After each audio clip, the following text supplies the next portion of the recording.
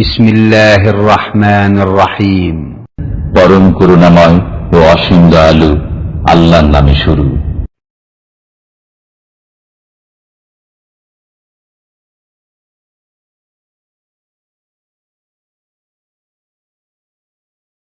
আসসালামু আলাইকুম ওয়া রাহমাতুল্লাহি ওয়া বারাকাতুহু। ইন্নাল হামদালিল্লাহ নাহমাদুহু ওয়া নাস্তাঈনুহু ওয়া নাস্তাগফিরুহু ওয়া নাউযু বিল্লাহি মিন শুরুরি আনফুসিনা ওয়া মিন সাইয়্যাতি আমালিনা। মান ইয়াহদিহিল্লাহু ফালা মুদিল্লা লাহু ওয়া মান ইউদ্লিলহু ফালা হাদিয়া লাহু। ওয়া আশহাদু আল লা ইলাহা ইল্লাল্লাহু ওয়াহদাহু লা শারীকা লাহু ওয়া আশহাদু আন্না মুহাম্মাদান আবদুহু ওয়া রাসূলুহু সাল্লাল্লাহু তাআলা আলাইহি ওয়া আলা আলিহি ওয়া সাহবিহি ওয়া সাল্লামা তাসলিমান কাসীরা। ইয়া আইয়ুহাল্লাযীনা আমানু তাকুল্লাহা হাক্কা তুকাতিহি ওয়া লা তামুতুন্না ইল্লা ওয়া আনতুম মুসলিমুন। ইয়া আইয়ুহান নাসু ইত্তাকু রাব্বাকুমুল্লাযী খালাকাকুম মিন নাফসিন ওয়াহিদাহ ওয়া খালাকা মিনহা যাওজাহা ওয়া বাসসা মিনহুমা রিজালান কাসীরান ওয়া নিসাআ ওয়াত্তাকুল্লাহাল্লাযী তাসাআলুনা বিহি ওয়াল আরহাম ইন্নাল্লাহা কানা আলাইকুম রাকীবা। ইয়া আইয়ুহাল্লাযীনা আমানু ইত্তাকুল্লাহা ওয়া কুলু কাওলান সাদীদা ইউসলিহ লাকুম আ'মালাকুম ওয়া ইয়াগফির লাকুম যুনুবাকুম ومن يطع الله ورسوله فقد فاز فوزا عظيما أما بعد فإن خير الحديث كتاب الله وخير الهدي هدي محمد صلى الله عليه وسلم وشر الأمور محدثاتها وكل محدثة بدعة وكل بدعة ضلالة وكل ضلالة في النار. أعوذ بالله من الشيطان الرجيم.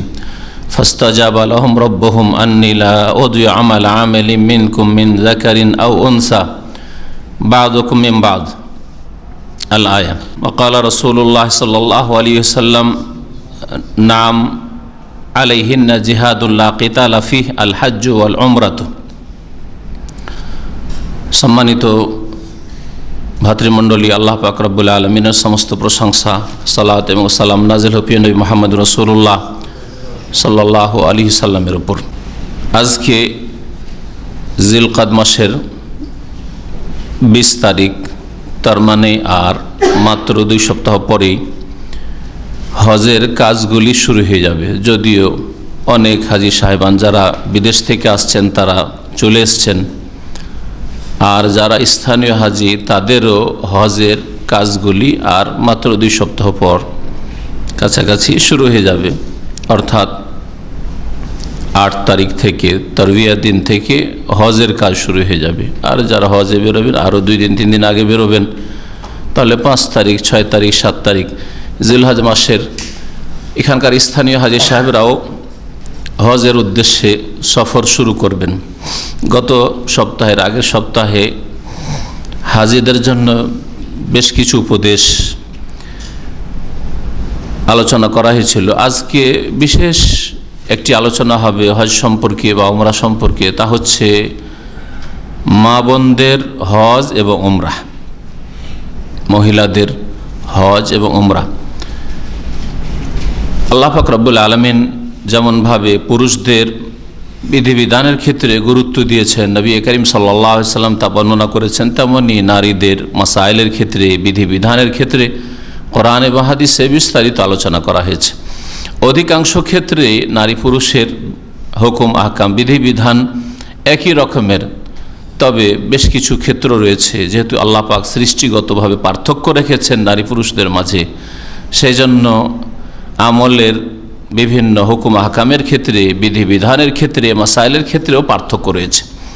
এই জন্য বিশেষভাবে আজকের আলোচনা হবে মা বোনদের হজ এবং উমরা এবং তাতে বিশেষ যেসব মাসাইল তাদের সাথে সম্পর্কিত রয়েছে সে বিষয়গুলি। আল্লাহ পাক রব্বুল আলামিন কোরআনে কারীমের সূরা আলে ইমরানের আয়াত নম্বর 175 ইরশাদ করেছেন, আর তার আগে বেশ কিছু দুয়া আল্লাহ পাকের নেক বান্দা যাদেরকে আল্লাহ পাক উলুল আলবাব বলে আখ্যায়িত করেছেন, বুদ্ধিমান, জ্ঞানী, এইসব লোকদের আল্লাহ পাক কিছু গুণ বর্ণনা করেছেন। আল্লাযীনা ইয়াযকুরুনাল্লাহা কিয়ামান ওয়া কুউদান ওয়া আলা জুনুবিহিম, যারা দাঁড়িয়েও আল্লাহ পাককে স্মরণ করে, বসেও আল্লাহ পাককে স্মরণ করে, আর শুয়েও আল্লাহ পাককে স্মরণ করে। আর সকাল থেকে সন্ধ্যা পর্যন্ত যেসব জিকির আজকার রয়েছে, যেসব ইবাদত বন্দেগী রয়েছে, ভালো করে যদি চিন্তা করে দেখেন তো কিছু ইবাদত বন্দেগী ফরজ হোক আর মুস্তাহাব নফল হোক, দাঁড়িয়ে করতে হয়, কিছু বসে করতে হয়, কিছু শুয়ে, বিছানায় যখন শুয়ে গেলেন বেশ কিছু জিকির আজকার যেগুলি পাঠ করতে হয়। আর ফরজ ইবাদত বন্দেগীর ক্ষেত্রেও, যেমন ফরজ সালাত, ফরজ নামাজের ক্ষেত্রেও যে ব্যক্তি দাঁড়িয়ে নামাজ পড়তে পারে না সে বসে পড়বে, যে বসে পড়তে পারে না সে শুয়ে বিছানায় লম্বা হয়ে সালাত আদায় করবে। সুতরাং আল্লাহ পাক রব্বুল আলামিনের কথা ওই ক্ষেত্রেও প্রযোজ্য যে আল্লাযীনা ইয়াযকুরুনাল্লাহা কিয়ামান ওয়া কুউদান ওয়া আলা জুনুবিহিম। আর সবচেয়ে বড় জিকির ওয়াকিমিস সালাতা লিযিকরি, আমার স্মরণের উদ্দেশ্যে, আমার জিকিরের উদ্দেশ্যে সালাত কায়েম করো। কোরআনে কারীমের তেলাওয়াত এবং তার অর্থ বুঝা, এটা হচ্ছে অত্যন্ত গুরুত্বপূর্ণ। আল্লাহ পাক রব্বুল আলামিনের জিকির, আল্লাহ পাকের উপদেশ চর্চা করা। আল্লাহ পাক রব্বুল আলামিন তারপরে মুমিনদের বেশ কিছু দোয়া উল্লেখ করেছেন, ওইসব জ্ঞানীদের, বুদ্ধিমানদের বেশ কিছু দোয়া উল্লেখ করেছেন কয়েকটি আয়াতে। তারপরে আল্লাহ পাক বলছেন ফাস্তাজাবা লাহুম রাব্বুহুম, আল্লাহ পাক তাদের ডাকে সাড়া দিলেন। যেসব মুমিন মুমিনাত নারী পুরুষ আল্লাহ পাকের কাছে এই দোয়াগুলি করে, আর এই রকম যে কোনো দোয়া করে, সে কোরআনী দোয়া হোক, রাসূলুল্লাহ সাল্লাল্লাহু আলাইহি ওয়াসাল্লামের হাদিসে বর্ণিত দোয়া হোক, অথবা নিজের ভাষায় দোয়া হোক, ফাস্তাজাবা লাহুম রাব্বুহুম, মুমিন মুমিনাত ঈমানদার মহিলা পুরুষ এরা হচ্ছে জ্ঞানী, আর এদের এই ধরনের দোয়াগুলি এরা করে থাকে। আল্লাহ পাক তাদের দোয়াই সাড়া দিলেন। ফাস্তাজাবা লাহুম রাব্বুহুম, তাদের প্রতিপালক তাদের দোয়া শুনলেন, দোয়া কবুল করলেন। আর আল্লাহ পাক ঘোষণা করলেন আন্নী লা উযীউ আমাল আমিলিন মিনকুম মিন যাকারিন আও উনসা। আল্লাহ পাক ঘোষণা করলেন যে আমি বিনষ্ট করি না, ব্যর্থ করি না, নিষ্ফল করে দিন। আন্নী লা উযীউ আমাল আমিলিন, যে কোনো কর্মকারীর কর্ম, যে কোনো আমলকারীর আমল। আপনি একজন বৃদ্ধ পুরুষ মানুষ, আপনার আমলকে আল্লাহ নষ্ট করবেন না যদি আপনি ঈমানের অবস্থায় থাকেন। আপনি যুবক মানুষ, আপনি এমনকি নাবালক, যেটুকু ভালো আমল করবে আল্লাহ পাক তার উপর তাকে প্রতিদান দেবেন। যদিও আল্লাহ পাক তার উপর বিধিবিধান ফরজ করেননি, কিন্তু নাবালক অবস্থায়, নাবালক নাবালিকা যদি ইবাদত বন্দেগী করে, আমল করে, তো আল্লাহ পাক রব্বুল তার উত্তম প্রতিদান দেবেন। আন্নী লা উযীউ আমালা আমিলিন মিনকুম, তোমাদের মধ্যে কারো আমল, কোনো কর্মকারীর, কোনো আমলকারীর আমলকে আমি নষ্ট করি না, নষ্ট করব না, ব্যর্থ করব না। যে যা করবে অবশ্যই ফল পাবে। মিন যাকারিন আও উনসা, পুরুষ হোক অথবা নারী। তাই আল্লাহ পাক রব্বুল সমানভাবে পুরুষ নারীর আমলের কথা উল্লেখ করেছেন। পুরুষ আমল করলেও যেমন আল্লাহ পাক উত্তম প্রতিদান দেবেন, তেমন মা বোনের আমল করলেও আল্লাহ পাক রব্বুল আলামিন তাদেরকে উত্তম প্রতিদান দেবেন। বরং নারীদেরকে অনেক ক্ষেত্রে আল্লাহ পাক রব্বুল আলামিন ছাড় দিয়েছেন, আর দায়িত্ব অল্পই দায়িত্ব দিয়েছেন তুলনামূলক। যদি পুরুষদের সাথে তুলনা করা হয় তো নারীদেরকে আল্লাহ পাক রব্বুল আলামিন অল্পই দায়িত্ব দিয়েছেন।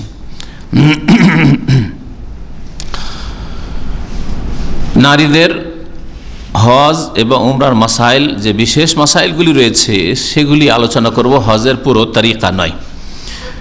নারীদের হজ সম্পর্কে বলার আগে হজ সম্পর্কে আমাদের জেনে রাখতে হবে যে বাইতুল্লাহর হজ পুরো উম্মতে মুসলিমার ওপর ফরজে কিফায়া, মানে প্রতি বছর বাইতুল্লাহর হজ হইতে হবে, এটা জাতির ওপর, মুসলিম উম্মার ওপর ফরজ। ধরেন যদি কোনো এমন বছর হয় যে কোনো মুসলমানই গেল না, এই বছর আমরা যাব না, হজ করব না, তাহলে গোটা উম্মতের মানুষ গুনাহগার হবে, সারা বিশ্বের সমস্ত মুসলিম গুনাহগার হবে। যেমন একটা গ্রামে জানাজা ছিল, জানাজা পড়তে কেউ গেলেন না গ্রামের, তাহলে সকলেই গুনাহগার। একে বলা ফরজে কিফায়া। তাহলে বাইতুল্লাহর হজ করা উম্মতে মুসলিমার উপর প্রতি বছর ফরজে কিফায়া, প্রতি বছর হজ হইতে হবে। আর প্রত্যেক মুসলিমের ওপর এক এক করে ব্যক্তি হিসাবে প্রত্যেক মুসলিমের ওপর হজ ফরজ হবে। হজ ফরজ হওয়ার জন্য যেসব শর্তাবলী রয়েছে সেসব শর্ত যদি তার মধ্যে পাওয়া যায়, তাহলে জীবনে কতবার হজ ফরজ? একবার ফরজ। আল হাজ্জ মাররা, হজ হচ্ছে জীবনে একবার। এটা হচ্ছে ফরজ। ফামান জাদা, এর বেশি কেউ যদি হজ করে তাহলে ফাহুয়া তাতাউ, সেটা হচ্ছে নফল অতিরিক্ত। ওমা জাদা আন যালিকা ফাহুয়া তাতাউ। হজ ইসলামের পঞ্চম স্তম্ভ, আর এটি হচ্ছে মা বোনদের ক্ষেত্রে, বিশেষ করে যেসব মা বোনরা আমার এখানে সরাসরি আলোচনা শুনছেন পর্দার আড়াল থেকে, তাদেরকে বিশেষভাবে বলছি যে আজকে মনোযোগ দিয়ে শুনবেন, কারণ আপনাদের মাসাইল আলোচনা করা হচ্ছে। আর যেসব ভাইয়েরা এখানে বসে আছেন তারা ভাববেন না যে তাহলে আমরা ঘুমাই, কারণ আপনাদেরও বাড়িতে পরিবার আছে, হ্যাঁ, কারো স্ত্রী আছে, বোনেরা আছে, মা খালা আছে, যাদেরকে দিন শিখাতে হবে, এটা আপনাদের ফরজ দায়িত্ব। হ্যাঁ, অনেকে আছেন যে এখানে হয়তো ফ্যামিলি নেই, কিন্তু দেশ থেকে হজে আপনার মা আসবে বা আসছে, এবার হয়তো আসছে বা এসেছে, অথবা আগামীতে আসবে, যাদেরকে হজ সম্পর্কে সঠিক জ্ঞান দিতে হবে। কারণ হজের বিষয়েও বহু ভেজাল রয়েছে। আজকাল যে সব কিতাব উঠিয়ে দেওয়া হয় হাজিদের হাতে মুআল্লিমদের মাধ্যমে, ওখান থেকে যখন হজে বেরোই অধিকাংশ কিতাবগুলি বিদাতি কিতাব দেওয়া হয়। যেমন এক হাজি সাহেব এবারে টেলিফোন করছেন যে আমাকে এই হজ অফিস থেকে, মানে দেশ থেকে যে হজের কিতাবটা দিল, সেই কিতাবটাতে তো প্রত্যেক চক্করে একটা করে দোয়া আছে, তওয়াফের আসাফ আমার সাইড। আমি বলবো সবগুলি ভুয়া, জাল, কোনো জাল হাদিসেও নেই, মানুষের গড়া। হাদিস সহি বা হাসান এগুলো আমলযোগ্য, মকবুল। তারপর হাদিস জয়ীফ, দুর্বল, সন্দেহযুক্ত, সুতরাং তার উপর আস্থাই করা যাবে না। হাদিস জাল, একেবারে ডাহা মিথ্যা। জাল যেগুলো ডাহা মিথ্যা এইরকমও নয়, মানে এমন জালের জাল যে কোনো জাল হাদিসের কিতাবও নেই, 7 চক্করে 7 দোয়া। কথা বুঝতে পেরেছেন? তারপরে বেশ কিছু দোয়াতে সংযোজন আছে, না বাড়াইলে মজা লাগে না। যেমন আজকাল কিছু লোকের আছে লবণ বেশি খেয়ে খেয়ে আর ঝাল বেশি খেয়ে খেয়ে, আর বিরিয়ানিতে ঝাল দেওয়া আছে, তরকারিতে ঝাল দেওয়া আছে, তারপর কাঁচা মরিচ নিয়ে, কাঁচা মরিচ না হলে ভাত ঢুকছে না, ঠিক না? হ্যাঁ, অতিরিক্ত ঝাল খাওয়া অভ্যাস হয়ে গেছে। তেমনি বিদাতীদের অবস্থা, নবী করিম সাল্লাল্লাহু আলাইহি সাল্লামের সহিহ দোয়া বর্ণনা করা হয়েছে, সেটা পড়ে যথেষ্ট হচ্ছে না, মন ভরছে না, আরও কিছু পড়তে হবে। যেমন এক হাজি সাহেব টেলিফোন করছেন আর বলছেন যে শেখ, মক্কা যাচ্ছি মদিনা থেকে, এখন প্রথম মদিনা নেমেছি, তাহলে বলেন যে মক্কা গিয়ে বেশি বেশি কি আমল করব? তো 2-4টা বললাম, তার মধ্যে বললাম যে আপনি যখন তওয়াফ করবেন রুকনে ইয়ামানি আর হাজরে আসওয়াদের মাঝখানে যে দক্ষিণ দিকের এটা রয়েছে, দিকটা রয়েছে, ওই দিকটায় এক কর্নার থেকে আরেক কর্নার পর্যন্ত কোন দোয়া পড়বেন? রব্বানা আতিনা ফিদ দুনিয়া হাসানা ওয়া ফিল আখিরাতি হাসানা ওয়া কিনা আযাবান্নার, কোরআনি দোয়া, এবং নবী করিম সাল্লাল্লাহু আলাইহি সাল্লাম এটা পড়েছেন রুকনে ইয়ামানি আর হাজরে আসওয়াদের মাঝখানে, তাই না? কিন্তু বিদাতি কিতাবে কি আছে শুনে রাখেন, বিদাতি কিতাবের লক্ষণ, হ্যাঁ, ওয়া আদখিলনাল জান্নাতা মা'আল আবরার ইয়া আজিজ ও ইয়া গফফার। বুঝতে পারলেন? যখন আমি ওয়াকিনা আযাবান্নারে থেমে গেলাম, তখন বলছে শেখ আর একটু লেখা আছে আমাদের বইটাতে, যেটা দিয়েছে হজ অফিস থেকে, সেটা কি? এই ওই যেটা বললাম। তাহলে এদের ঝাল খেয়ে, অর্থাৎ সুন্নতকে অতিক্রম করে বিদআত করে করে এত তাদের স্বাদ বিকৃত হয়ে গেছে, জিভার স্বাদ, আর তাদের দিন ইসলামের স্বাদ, হালাওয়াতুল ইমান, ইমানের ওই স্বাদ পায় না। সুন্নত মেনে যে হালাওয়াতুল ইমান, ইমানের টেস্ট আছে, ওটা পাই না, স্বাদ লাগে না, যার ফলে বিদআত না করলে মজা লাগে না। ওয়াকিনা আযাবান্নার ইয়া রাসূলুল্লাহ, যেন সে বলছে যে আপনি তো এত দূর পড়েছেন, কিন্তু আমাদের জন্য এতটা যথেষ্ট না, আপনার জন্য সেটা হইতে পারে, আপনার সাহাবীদের জন্য এটা হইতে পারে, স্বর্ণযুগের জন্য হইতে পারে, কিন্তু আমরা খারাপ যুগের লোক, আমাদের জন্য আরও কিছু দরকার। ওই জন্য ওয়াদখিলনাল জান্নাতা মা'আল আবরার ইয়া আজিজ ইয়া গফফার বাড়াইতে। অর্থ ভালো হইলে আপনাকে বাড়াবার অধিকার দেওয়া হয়েছে। রোজার ক্ষেত্রে দেখেন, আল্লাহ মাল্লাকা সোম তো মাঝখানে বাড়িয়েছে, তবলিগ নেশায় ফাজাইল আমলেও বাড়ানো আছে, প্রসিদ্ধ দোয়া বলে, আর কি অবিকা আমান্ত ও আলাইকা তাওয়াক্কালতু, 2টো বাক্য বাড়ানো হয়েছে। এইভাবে অধিকাংশ দোয়াতে দেখবেন যদি সুন্নতি দোয়া হয়, আগে না হয় পরে না হয় মাঝখানে বাড়ানো হয়েছে। এগুলি হচ্ছে বিদআত। তো এইরকম বহু ভুল ভ্রান্তি রয়েছে আমাদের হজগুলিতে। সুতরাং হজ আমাদের ঠিক করে যেতে হবে, পুরুষদেরকে নারীদেরকে। যারা বাইরে থেকে শুনছেন অথবা শুনবেন, আগামীতে আমাদের আলোচনাগুলি, তাদেরকেও সম্বোধন করে বলছি যে হজ করার আগে হজটাকে ঠিক করে যাবেন। মহিলা যদি হজে যায় তাহলে নিজে হজটা ঠিক করে যাবে, অথবা তার অভিভাবক তাকে হজ ঠিকভাবে শিখিয়ে দেওয়া, মানে যে সাথে আছে আমি যা করব তাই করবে না, এভাবে অজ্ঞ করে নিয়ে যাবেন না, হজ শিখিয়ে সাথে করে নিয়ে যাবেন। হজ মহিলাদের ক্ষেত্রে জিহাদ স্বরূপ। নবী করিম সাল্লাল্লাহু আলাইহি সাল্লামের হাদিস, মা আয়েশা রাদিয়াল্লাহু তাআলা আনহা বর্ণনা করেছেন, আন্নাহা কালাত ইয়া রাসূলুল্লাহ, মা আয়েশা রাদিয়াল্লাহু তাআলা বললেন, হে আল্লাহর রাসূল, হাল আলান নিসাই জিহাদুন, মহিলাদের কি জিহাদ ফরজ? মহিলাদের কি জিহাদ করতে হবে? জিহাদের তিনটা স্তর আছে। একটা হচ্ছে বল প্রয়োগ করা জিহাদ, যার শীর্ষ স্থান হচ্ছে প্রয়োজনে, আর সেটা আমিরুল মুমিনিন করবেন, ইমামুল মুসলিম দেশের সরকার করবেন, আর সরকারের নেতৃত্ব হইতে হবে মুসলিম ইমানদার দায়িত্বশীলের নেতৃত্ব হইতে হবে। সেটা হচ্ছে সশস্ত্র জিহাদ, যখন প্রয়োজন হবে। এটা হচ্ছে উচ্চ স্তর, ওইটার নামই শুধু জিহাদ নয়। আর আরেকটা জিহাদ হচ্ছে কথার জিহাদ, সেই কথাটা আপনি বলে করেন আর না হয় লিখে করেন। আর সর্বনিম্ন একটা জিহাদ আছে, সেটা হচ্ছে অন্তরে অন্যায়কারীদেরকে ঘৃণা করে প্রতিবাদ জানানো, তাদের সাথে কোনো সহযোগিতা না করা। তারা যেসব পাপের আড্ডাখানায় বসে আছে, পাপ ছড়াচ্ছে, সেখানে অংশ না নেওয়া। ছোট্ট একটা উদাহরণ, একজন বিড়ি খাচ্ছে, সিগারেট খাচ্ছে, পান বানাচ্ছে, পানের খিলি আর জর্দা চার খাচ্ছে, আর মজলিসে বসে বসে গল্প করছেন। আপনি ধোঁয়া ছাড়ছে, আপনি সিগারেট খান না, হ্যাঁ মুসল্লি মানুষ, কিন্তু সিগারেটের ধোঁয়া আপনাকে লাগছে, বসে আছেন আপনি, দুনিয়ার গরজে গল্প করছেন না, আপনার মধ্যে জিহাদ নেই, সর্বনিম্ন জিহাদও নেই। অন্তরের ঘৃণা যদি থাকতো নাকে কাপড়টা দিতেন আর ওখান থেকে সরে যেতেন। ফালা তাকুদ বাদা যিকরা মাল কওমি যালিমিন, আল্লাহ পাক রব্বুল আলামিন বলছেন যে উপদেশ আসার পরে জালেমদের সাথে বসবে না তুমি। কোরআনের আয়াত, কোরআনে কারীমে এই মাসলা মজুদ রয়েছে যে কোনো গুনার কাজে কেউ বসে আছে ওই মজলিসে বসবেন না। তাসের মজলিস হোক, আর মদের মজলিস হোক, আর জর্দার পানের মজলিস হোক, আর বিড়ি সিগারেটের মজলিস হোক, আর এই রকমের যে কোনো মজলিস, পাপের মজলিস হোক না কেন, গীবতের মজলিস হোক, সমালোচনা গীবত করছে, আপনি উঠে পড়েন, কিছুই যদি না বলতে উঠে পড়েন। ফালা তাকুদ বাদা যিকরা মাল কওমি যালিমিন। তো অন্তর থেকে ঘৃণা করাও জিহাদ। ইমাম ইবনুল কাইয়িম রাহমাতুল্লাহ আলাইহি বিস্তারিত এই তিনটি স্তরের কথা উল্লেখ করেছেন। আপনি যতদূর পর্যন্ত পৌঁছিতে পারছেন আপনাকে পৌঁছিতে হবে। অন্তরের জিহাদ সকলে করতে পারবেন, কথার জিহাদ যার কাছে কোরআন হাদিসের জ্ঞান আছে করতে পারবেন। যতটা আপনার সব ক্ষেত্রে জ্ঞান নেই, যতটা তৌহিদ সম্পর্কে জ্ঞান আছে, সুন্নাত সম্পর্কে বিশেষ একটা মাসলা সম্পর্কে জ্ঞান আছে, সেই ক্ষেত্রে একটা লোক ভুল করছে, আপনি ভুলটা সংশোধন করে দিতে পারবেন। এটা আপনার জিহাদ। জিহাদ মানে প্রচেষ্টা চালানো।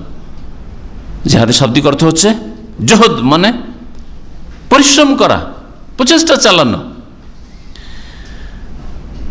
নবী করিম সাল্লাল্লাহু আলাইহি সাল্লামকে মা আয়েশা রাদিয়াল্লাহু তাআলা আনহা জিজ্ঞাসা করলেন, ইয়া রাসূলুল্লাহ, হাল আলান নিসাই জিহাদুন, মহিলাদের উপর জিহাদ কি ফরজ?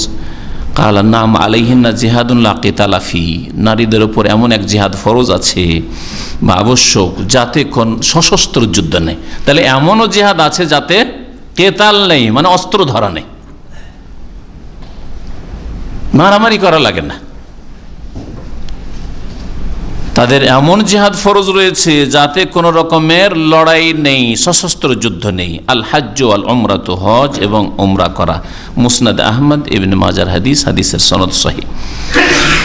সহিহ বুখারীতে রয়েছে অন্য আরেক ভাষায়, আন্নাহা কালাত, আয়েশা রাদিয়াল্লাহু তাআলা বলি, ইয়া রাসূলুল্লাহ, নারাল জিহাদ আফজাল আমাল, আমরা কোরআন এবং হাদিস যতটা শিখলাম আপনার কাছ থেকে, তাতে দেখতে পাচ্ছি যে জিহাদটা হচ্ছে সবচেয়ে ভালো আমল আর কষ্টকর আমল। জিহাদটা দেখছি কি সবচাইতে উত্তম উৎকৃষ্ট আমল, আফজাল আমল। আফালা নুজাহিদ, তাহলে কি আমরা মহিলারা জিহাদ করব না? শুধু পুরুষরাই জিহাদ করবে, বদর হতে যাবে আর খন্দকে যাবে, আমরা যাব না? কালা, তখন রাসূলুল্লাহ সাল্লাল্লাহু আলাইহি ওয়াসাল্লাম বললেন, লাকুন্না আফজালুল জিহাদ হাজ্জুন মাবরুরুন, তোমাদের জন্য উত্তম জিহাদ হচ্ছে মকবুল হজ, এমন হজ যেই হজের সফরে কোনো গুনাহ হয় না, যে হজ থেকে ফিরে এসে আবার উল্টো দিকে ফিরে যায় না, হজ্জে মাবরুর। যেই হজ হালাল পয়সা দিয়ে করা হয়, হজের সফরে গুনাহ করলেন না, তার আগে হজের জন্য যে সম্বল নিলেন, রাস্তা খরচ, তা হালাল, আর হজ থেকে ফিরে এসে আপনার ঈমান আমলের উন্নতি হইল, অবনতি না, বা যেই ছিলেন ওই অবস্থায় ফিরে চলে আসলেন কুকুরের লেজের মতো, ওই রকম না, সোজা হবেন, বাঁকা ছিলেন সোজা হবেন, এখন সংশোধন করে ফিরে আসবেন, নিষ্পাপ শিশুর মতো হয়ে এসছেন, সুতরাং এখন নতুন খাতা খুলে সেই খাতাকে গুনাহ দিয়ে কালো করিয়েন না, ময়লা যুক্ত করিয়েন না। লাকুন না কেউ কেউ পড়েছে, এটাকে কেউ কেউ পড়েছে লাকিন, লাকিন আফজালুল জিহাদ, তবে কিন্তু তবে উত্তম জিহাদ হচ্ছে হজ্জুন মাবরুর, এমন হজ যা আল্লাহর দরবারে কবুল হয়, আল্লাহর কাছে কবুল হয়। হজের বেশ কিছু হুকুম আহকাম রয়েছে যেগুলি শুধু মহিলাদের জন্য, পুরুষের জন্য নয়। তার মধ্যে একটি হচ্ছে মাহরাম হওয়া। মাহরাম মানে এমন পুরুষ ব্যক্তি যে হয়তো সেই মহিলার স্বামী, আর না হলে এমন পুরুষ ব্যক্তি যে যার সাথে তার বিবাহ কি শুধু হারাম বললে চলবে, স্থায়ীভাবে হারাম, স্থায়ীভাবে হারাম। কেন এই কথা বললাম? বহু মহিলা আছে অস্থায়ীভাবে সবার জন্য হারাম, অস্থায়ীভাবে অনেকের জন্য হারাম, না হলে সবার জন্য হারাম। যেমন যে কোনো বিবাহিতা মহিলাকে বিবাহ করা সকলের জন্য হারাম। কি বুঝলেন? আল্লাহ কোরআনে বলেন ওয়াল মুহসানাত, পঞ্চম পারার প্রথম আয়াত কোরআনে কারীমে এই বিষয় রয়েছে। ওয়াল মুহসানাতু মিনান নিসাই, আল মুহসানাত মানে এখানে আল মুতাযাওয়াজাত, বিবাহিতা মহিলা।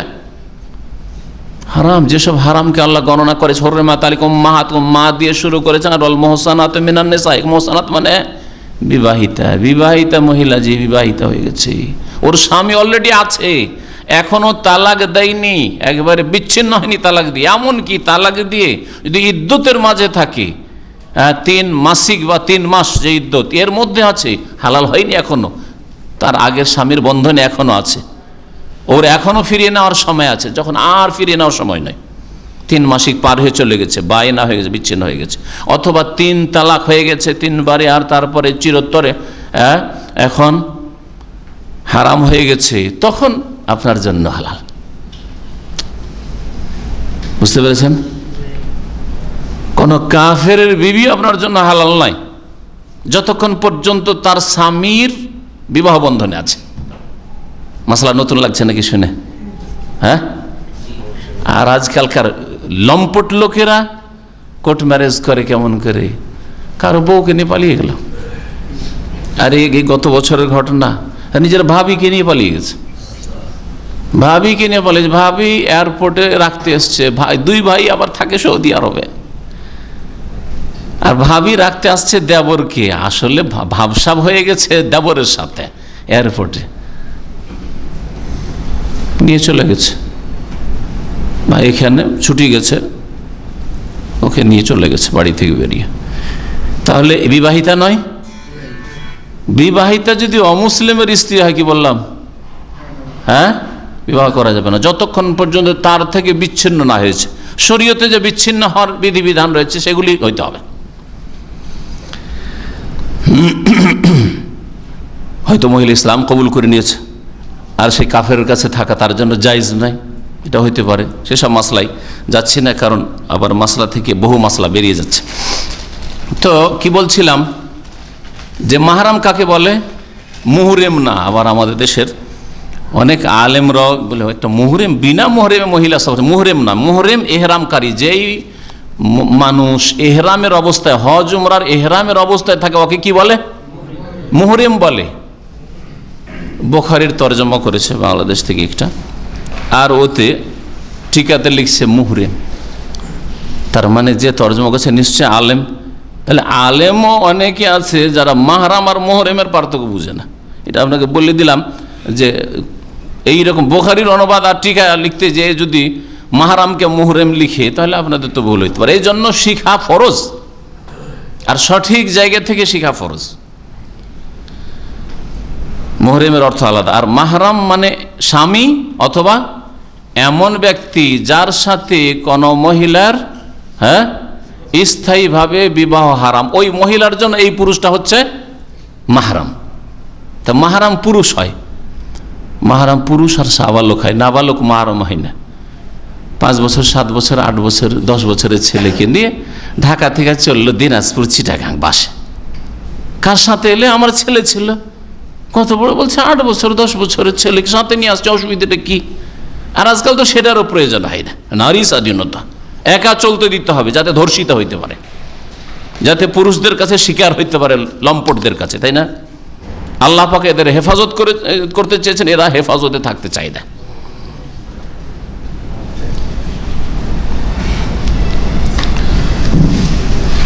মাহরাম ছাড়া কোনো সফর জায়েজ নয়। তার মধ্যে একটি সফর হচ্ছে ইবাদতের সফর, হজের সফর, উমরার সফর। এই সফরে আসতে হলে পুরুষদের যেসব শর্তাবলী রয়েছে সেসব শর্তের সাথে সাথে অতিরিক্ত আরেকটি শর্ত হচ্ছে মহিলাদের ওপর হজ ফরজ হওয়ার জন্য কি, যে মাহরাম পেতে হবে। তার একজন পুরুষের হজ ফরজ হওয়ার জন্য যেসব শর্ত, তার মধ্যে একটা হচ্ছে মুসলিম হওয়া, একটা হচ্ছে জ্ঞান বুদ্ধি ঠিক, মস্তিষ্ক বিকৃত পাগল না হয় যাতে করে, আকল বিবেক বুদ্ধি ঠিক থাকে।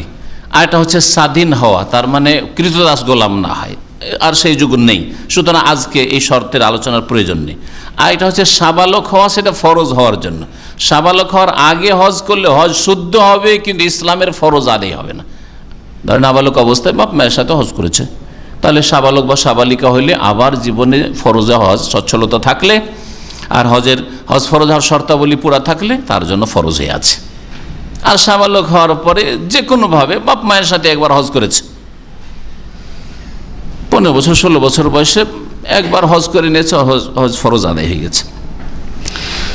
আর একটি শর্ত হচ্ছে আর্থিক সচ্ছলতা, ইস্তিতাত, মান ইসতাতা ইলাইহি সাবিল। আল্লাহ পাক কোরআন কারীমে সূরা আলে ইমরানে এই হজের আয়াতে এই কথা উল্লেখ করেছেন, যার কাছে রাস্তার খরচ রয়েছে, সামর্থ্য রয়েছে, যে আমি এই রাস্তা অতিক্রম করে মক্কাতুল মুকাররমা বাইতুল্লাহ পর্যন্ত পৌঁছিতে পারবো।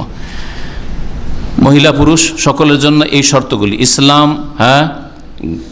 জ্ঞান সম্পন্ন হওয়া, স্বাধীন হওয়া, সাবালক হওয়াটা হচ্ছে ফরজ হওয়ার জন্য, আর আর্থিক সচ্ছলতা। 6 নম্বরে মহিলাদের জন্য শর্ত কি বললাম? মাহরাম পুরুষ থাকা। পুরুষদের জন্য এই শর্ত নেই, তাই না? মহিলার সব কিছু আছে, পয়সা আছে,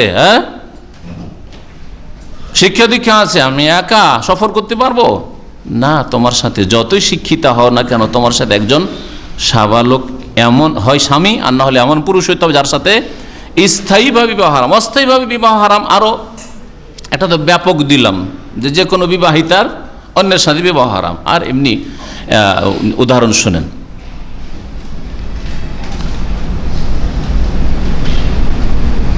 যেমন শালীকে বিবাহ করা,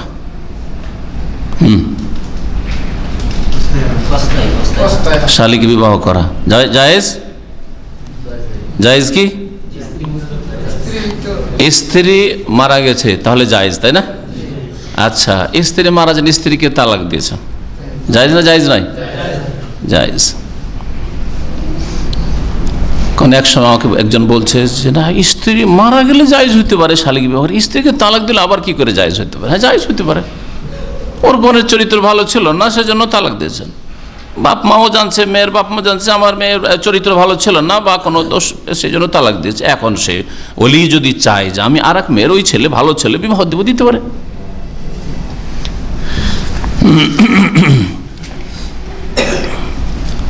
এইরকমই 2 মহিলাকে একত্রিত করা, যেমন খালা আর তার বোনের মেয়েকে একত্রিত করা, ফুফু তার ভাস্তিকে একত্রিত করা, না যায়, ঠিক না?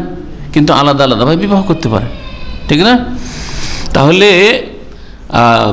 আপনার স্ত্রীর ফুফুর জন্য আপনি মাহরাম নন, আপনি আপনার স্ত্রীর খালার জন্য মাহরাম নন, আপনি আপনার স্ত্রীর বোন আসতে চাই যে আপনার সাথে, আপনি মাহরাম নন।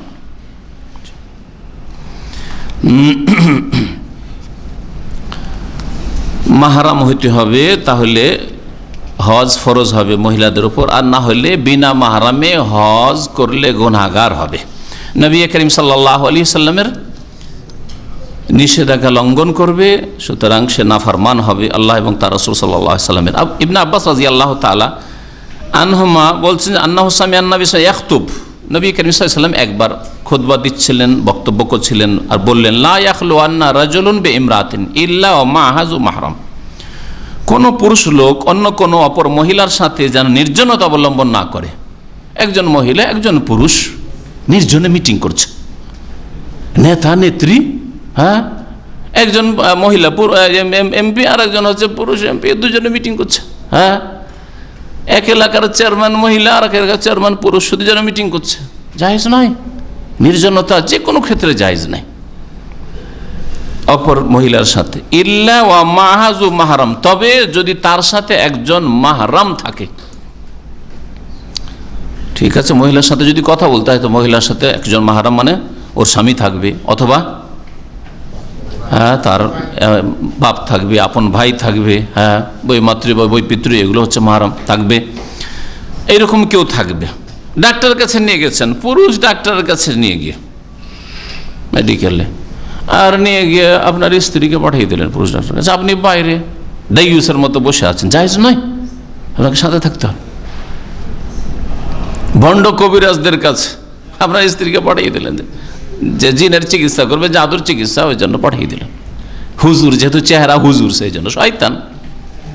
হ্যাঁ, কখনো যদি নেক লোককে কখনো এইভাবে চিকিৎসা করবে না, বলবে যে না তুমি আসো, একজন পুরুষ নিয়ে আসতে হবে, সাবালক পুরুষ তার সাথে থাকতে হবে, না বালক এটা বাচ্চা বেঁধে চলে এসছে চিকিৎসা করার জন্য, জায়েজ নয়, হারামে নির্জনতা। ওয়ালা তুসাফিরুল মারআতু ইল্লা মা'আ মাহরাম, আর কোন মহিলা বিনা মাহরামে সফর করবে না, কোনো সফর করবে না, কোনো সফর করবে না। স্বামীর কাছে যাচ্ছে বলে একাই চলে যাবে দেশ থেকে বিদেশে, এইরকম সফর করবে না। আর হজে যাচ্ছে, নেকির কাজে যাচ্ছে, সওয়াবের কাজে, সবাই তো হাজি সাহেব, হাজিদেরই ফ্লাইট, সুতরাং চলে যাচ্ছেন না। ফ্লাইটে তো মাত্র 4-5 ঘন্টার রাস্তা, ওখানে আছে, আমাকে রিসিভ করে নেবে জেদ্দাতে বা মদিনাতে, না, জায়েজ নাই। বিনা মাহরামে কোনো মহিলা সফর করবে না, এমন ব্যক্তিত্ব বলেছেন যিনি নিজের খেয়াল খুশি কথা বলেন, ওমা ইয়ানতিকু আনিল হাওয়া ইন হুয়া ইল্লা ওয়াহিয়ুন ইউহা, ওহী আল্লাহর পক্ষ থেকে ওহী। আল্লাহ পাক ভালো করে জানছেন যে আমি কেন অনুমতি দিচ্ছি না মহিলাকে একাই হজ করতে যেতে আর উমরা করতে যেতে বা সফর করতে। ফাকামা রাজুলুন, একটা লোক হঠাৎ দাঁড়িয়ে পড়লো, ফাকালা ইয়া রাসূলুল্লাহ, হে আল্লাহ রাসূল, ইন্না ইমরাতি খারাজাত হাজ্জা, আমার স্ত্রী হজের উদ্দেশ্যে রওনা হয়েছে, হজ করব আমি এবছর। ওর স্ত্রী বলছে যে এবার আমি হজ করবো। আইন্নি উক্তু তিবতু ফি গাজওয়াতি কাজা ওয়া কাজা, আর আমি তো নাম লিখিয়ে ফেলেছি যে অমুক যুদ্ধে যাব। হজের মৌসুমে জিহাদের হুকুম হয়েছে রাসূলুল্লাহ সাল্লাল্লাহু আলাইহি সাল্লামের, আমি ইয়া রাসূলুল্লাহ আপনার হুকুমে হজ জিহাদের নাম লিখিয়ে দিয়েছি, আর আমার স্ত্রী বলছে এই মৌসুমে হজে যাবে, এখন আমি কি করব? অথচ জিহাদ একটু আগে হাদিসে পড়লেন কি, হ্যাঁ বললাম আফজালুল আমল, হ্যাঁ উত্তম আমল, হ্যাঁ জুরওয়াত ইসলামের হচ্ছে চূড়া। পাহাড়ের চূড়ায় সবাই উঠতে পারে না, আমাদের এতগুলি লোকের মধ্যে হয়তো 10টা লোক উঠতে পারবে না সাহস করে, হ্যাঁ থরথর করে কাঁপতে কাঁপতে নেমে পড়বে, ভাই উপরে উঠা যাবে না, তাই না? চূড়া বলা হয়েছে। তারপরে নবী করিম সাল্লাল্লাহু আলাইহি ওয়াসাল্লাম, না জিহাদ ছাড়ো, কোথায় যাও? কাল ফান্তালিক, যাও, ফাহুজ্জা মা ইমরাত, তোমার স্ত্রীর সাথে গিয়ে হজ করো, স্ত্রীর মাহরাম হয়ে হজ করো। এমন না যে ওর হজ বাকি আছে, হজ করে ফেলেছে, ওর হজ বাকি থাকার বলতে তোমার হজ করো বলতেন, তাই না? যাও তোমার স্ত্রীর সাথে হজ করো। এই মর্মে আরো অনেক হাদিস রয়েছে যে মাহরাম ছাড়া সফর করা জায়েজ নাই।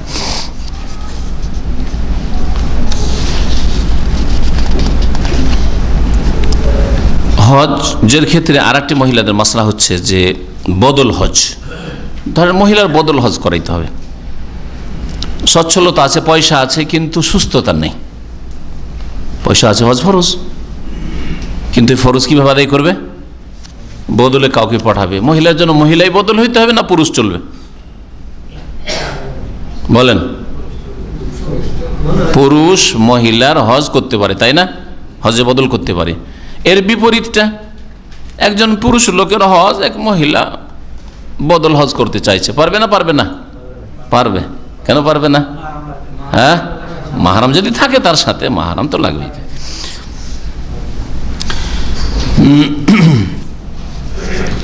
এই মর্মে নবী করিম সাল্লাল্লাহু আলাইহি সাল্লামের হাদিস শুনেন।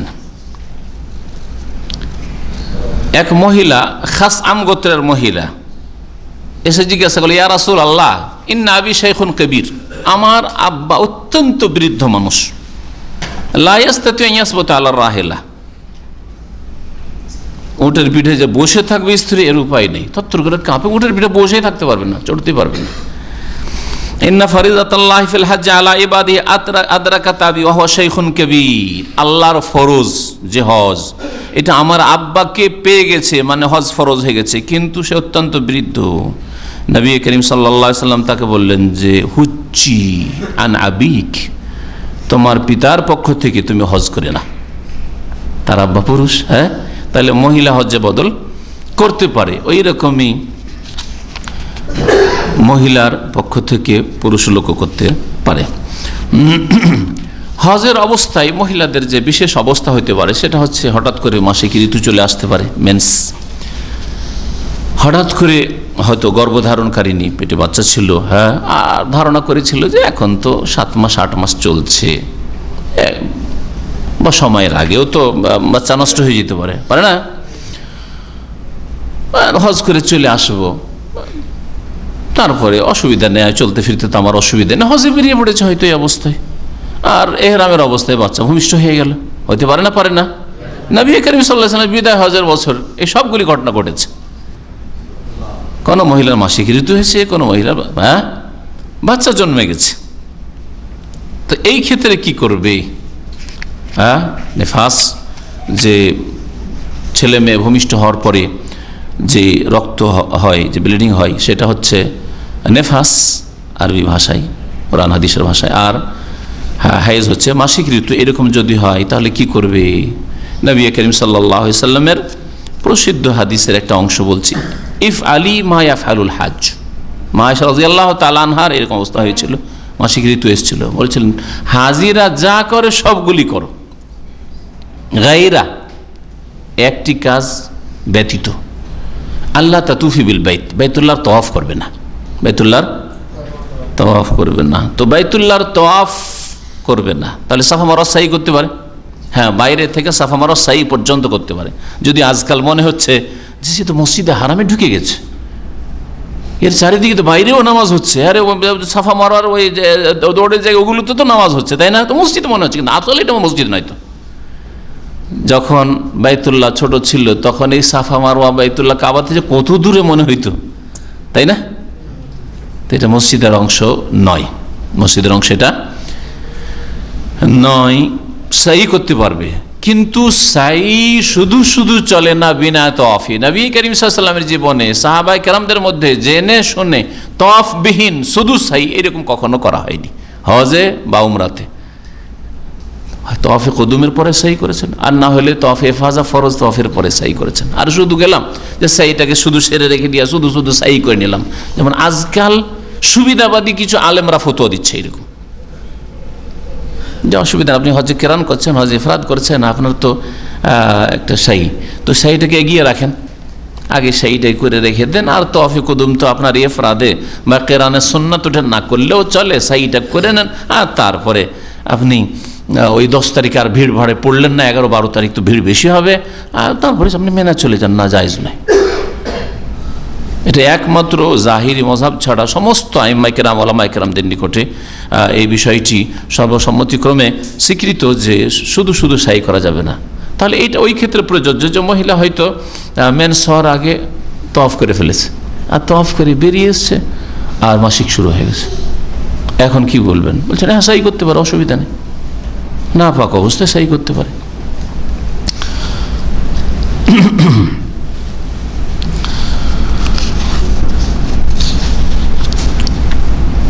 নেফাসের ক্ষেত্রে আবু বকর সিদ্দিক রাদিয়াল্লাহু তাআলার স্ত্রীর ঘটনা ঘটেছিল। জাবের রাদিয়াল্লাহু তাআলা প্রসিদ্ধ হাদিসে সহিহ মুসলিমে রয়েছে, তা তো রয়েছে যে হাত্তা আতাইনা জাল হুলাইফা, আমরা জুল হুলাইফা পৌঁছিলাম। জুল হুলাইফা যে আবিয়ার আলী মিকাত, মদিনার মিকাত, মসজিদ নববী থেকে 10 কিলোমিটার মোটামুটি। এখানে পৌঁছিতেই ফাওয়ালাদাত আসমা বিনতে উমাইস, উমাইসের মেয়ে আসমা আবু বকরের স্ত্রী রাদিয়াল্লাহু আনহুম আজমাইন ভূমিষ্ঠ করলো তার ছেলেকে, যেই ছেলের নাম ছিল মুহাম্মদ বিন আবি বকরা। মুহাম্মদ বিন আবি বকর, আবু বকর রাদিয়াল্লাহু তাআলা ছেলে মুহাম্মদ ছিল। ফারসালাত ইলা রাসূলিল্লাহ সাল্লাল্লাহু আলাইহি কাইফা আসনা, রাসূলুল্লাহ সাল্লাল্লাহু আলাইহি ওয়াসাল্লামের কাছে কোন লোককে পাঠালেন, এই আসমা যে কি করব আমি এখন, হজে বেরিয়েছি আর এইরকম বাচ্চা ভূমিষ্ঠ হয়ে গেল। কালা ইগতাসিলি, গোসল করে নাও, ওয়াস্তাসফিরি বিসাউবিন, আর কাপড় দিয়ে মজবুত করে বেঁধে নাও, কাপড় দিয়ে মজবুত করে বেঁধে নাও। আজকাল মাশাআল্লাহ আল্লাহ পাক সুবিধা দিয়েছে, কি পাম্পার্স বলছে ওগুলোকে না, হ্যাঁ পাম্পার্স, বড় বড় পাম্পার্স আছে ছোট বাচ্চাদের থেকে শুরু করে বড়দের পর্যন্ত মার্কেটে। ওই কাজটা এটা করবে, আর না হইলেও কাপড় যথেষ্ট, সেটা দিয়ে আপনার যথেষ্ট। নবী করিম সাল্লাল্লাহু আলাইহি ওয়াসাল্লাম নির্দেশ যে কাপড় দিয়ে মজবুত করে বেঁধে নাও, যাতে করে বাকি কাপড়গুলি খারাপ না হয়ে যায়, আর তারপরে যেখানে বসবে সেই জায়গায় খারাপ না হয়। ওয়া আহরেমি, আর তারপর কি করো, এহরাম করে নাও, এহরাম বেঁধে নাও। তার মানে জুলহুলাইফা আবিয়ারে আলী পৌঁছেছেন আর এখন এহরাম বাঁধা হয়নি, এহরাম বাঁধার আগে নবী করিম সাল্লাল্লাহু আলাইহি ওয়াসাল্লাম এই কথা বললেন না যে যাও, যখন এইরকমই হয়ে গেল, মাত্র তো 8-10 কিলোমিটার এসে ফিরে চলে যাও এখান থেকে, কারোর সাথে তুমি ফিরে চলে যাও। আবু বকর এই কথা বলেন, যাও তোমার স্ত্রীকে ফিরিয়ে দাও, যখন এইখানে অবস্থা আছে ফিরিয়ে দাও, করলেন না এটা, তাই না? সাথে নিয়ে গেলেন, এহরাম বেঁধে নাও। তাহলে এহরাম বাঁধা যাবে, সব কিছুই করা যাবে, লাব্বাইক পড়বে, জিকির আজকার করবে, সব কিছু করবে, শুধু একটি কাজ করবে না। কি করবে না? বাইতুল্লাহর তওয়াফ করবে না, সাফা মারওয়ায় অবস্থান সাই করবে, তারপরে আপনার আরাফায় অবস্থান করবে না, করবে না? আরাফায় অবস্থান করবে, আর নামাজ পড়বে না। নামাজ এই অবস্থায় আল্লাহ পাক মাফ করেছেন, নেফাসের অবস্থায়, মাসিক ঋতুর অবস্থা, হাইজের অবস্থায় আল্লাহ পাক নামাজ মাফ করেছেন, শুধু নামাজ পড়বেন না। কিন্তু বাকি জিকির আজকার সব কিছু করবে, মুজদালিফার কাজ করবে, কঙ্করি মারবে না, মারবে না, পাথর মারবে জামারাতকে, সব কাজ করবে।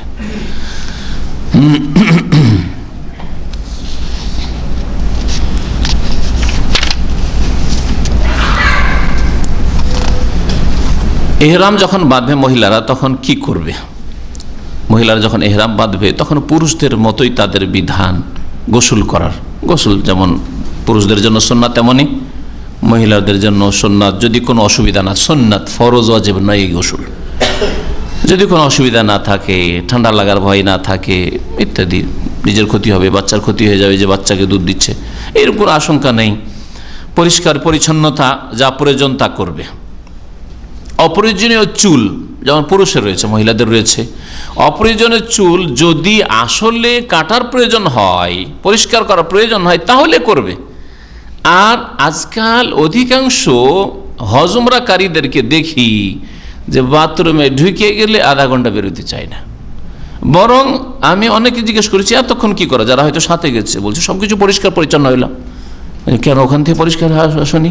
আর মাত্র এই তো 8-10 ঘন্টা সফর করে দামাম থেকে তাই পৌঁছিল, 10 ঘন্টা 12 ঘন্টার সফর করে, বলছে এখানে করা যে সুন্নাত না, ওইখানে করা সুন্নাত নাই। এই ভ্রম ভেঙে দেন, এগুলি সংশোধনের প্রয়োজন রয়েছে।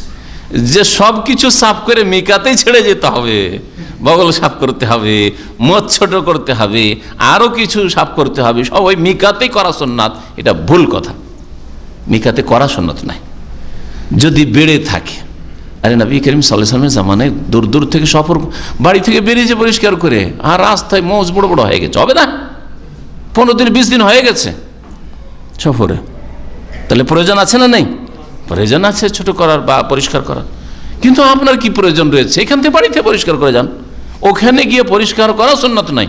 তবে বড় হয়ে থাকলে, হ্যাঁ কাটার প্রয়োজন হইলে সেইখানে গিয়ে পরিষ্কার করা সুন্নাত। যেমন এটা পুরুষদের ক্ষেত্রে, তেমনই মহিলাদের ক্ষেত্রেও।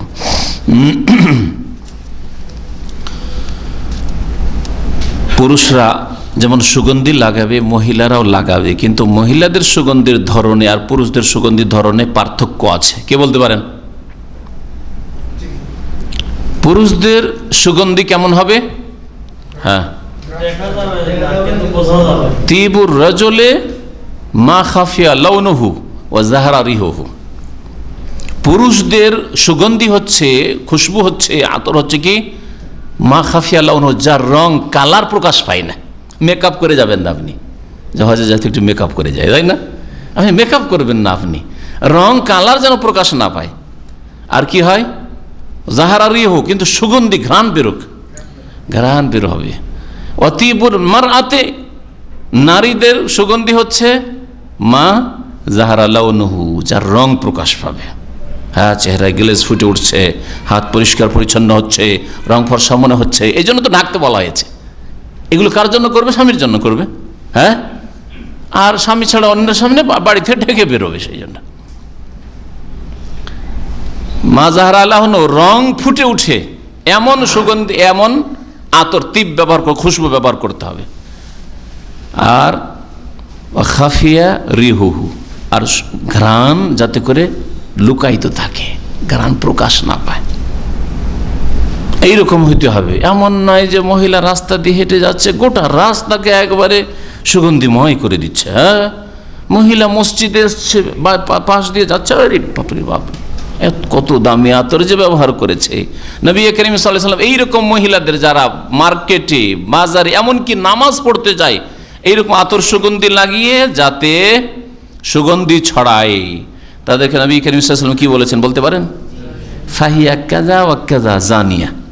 তাহলে এই মহিলারা যারা অন্য পুরুষকে সুগন্ধি শোঙায় যে আছে, আমার কাছে দেখো আমার স্বামী দিয়েছে, অথবা আমি কিনতে পেরেছি, সার্ভিস করি, হ্যাঁ আমার কাছে দামি সুগন্ধি আছে, ঘ্রাণ ছড়াচ্ছে, তাহলে সে জানিয়া, জেনাকারিনী, যদিও জীবনে জেনার কাছে যায় না, হয়তো জেনাকারিনী। নামাজের অবস্থায়, নামাজে যাচ্ছে, সেখানে গিয়ে যদি এরকম হয়, তারপরে নবী করিম সাল্লাল্লাহু আলাইহি ওয়াসাল্লাম বলেছেন ওয়ালিয়াখরুজনা তাফিলাত। এই জন্য নবী করিম সাল্লাল্লাহু আলাইহি ওয়াসাল্লাম বলেছেন, দেখো মহিলাদের জন্য কিন্তু বাড়িতে নামাজ পড়া ভালো, আর যদি যেতে চাই তো বাধা দিও না।